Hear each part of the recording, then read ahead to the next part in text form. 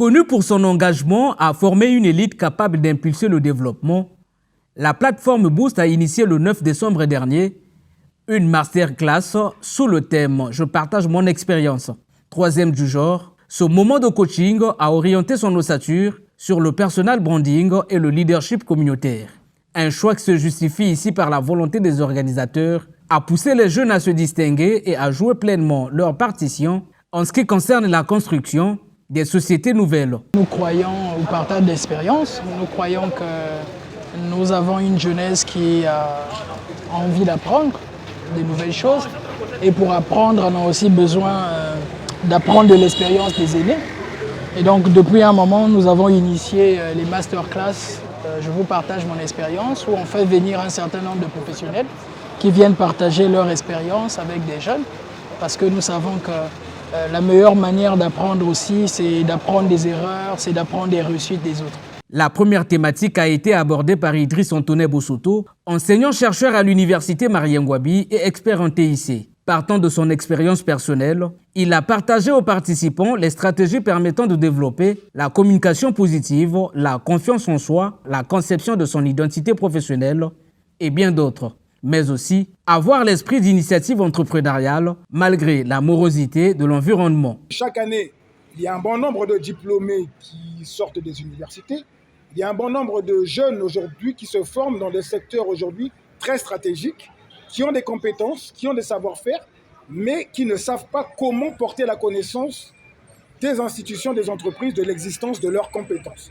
Et c'est à ce niveau-là que le personal branding arrive comme un outil permettant à ces porteurs d'emploi, à ces jeunes diplômés, de trouver une solution en termes d'employabilité.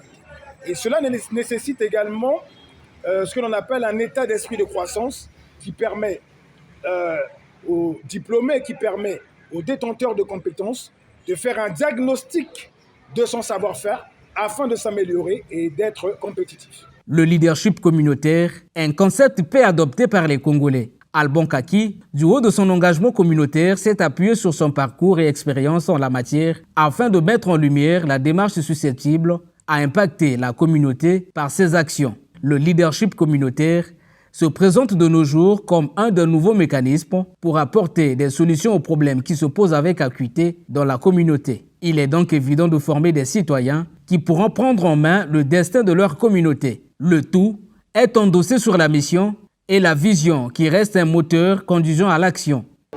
C'est dans la capacité à un homme de pouvoir rassembler autour de lui un groupe de personnes et de partager avec eux une certaine croyance qui est pour eux vraie et de leur donner la force et les éléments de pouvoir aller vers l'objectif à atteindre. Donc mettre en place une communauté qui se partage des opportunités, qui est aussi au service, qui fait en sorte que chacun dans la communauté soit au service de l'autre. D'accord ? Et ça permet d'échanger sur les compétences, sur les savoirs, sur les savoir-faire, sur les savoir-être et de faire en sorte que la communauté soit un modèle et puisse se développer sur tous les plans éducatifs, économiques, alimentaires, sanitaires, etc. Les participants, en majorité jeunes, ont su capitaliser sur ces expériences afin de mieux orienter leur carrière. Les exposés ont été vraiment d'un apport très considérable. Et j'aimerais juste transmettre auprès de nos chers jeunes concitoyens qu'il faudrait vraiment multiplier les capacités en eux et avoir vraiment ce qu'on peut qualifier d'avoir du tout. Question de ne pas manquer d'aptitude sur quoi que ce soit, tant en entrepreneuriat ou encore en salariat. Et la jeunesse aujourd'hui et tous les Congolais de façon générale accusent que le Congo manque ceci. Mais c'est une aubaine, c'est une opportunité que tout le monde doit saisir que de se mettre à la montée alors qu'il y a vraiment de l'opportunité comme telle. D'abord, j'ai aimé les présentations de nos deux leaders, que ce soit pour le monsieur Bossoto et notre chef politicien Alban Kaki. Souvent, les jeunes se plaignent, il n'y a pas de boulot, tout et tout. Mais en fait, on oublie que dans ce monde, on retient que celui qui est meilleur dans le domaine qu'il fait. On ne peut pas prendre une personne qui fait moyen, non. Ce qu'il a transmis comme message, c'est qu'on doit, pour vivre le personal branding, ça ne découle pas du ciel, ça tombe sur terre comme ça, non. On doit savoir d'abord se former.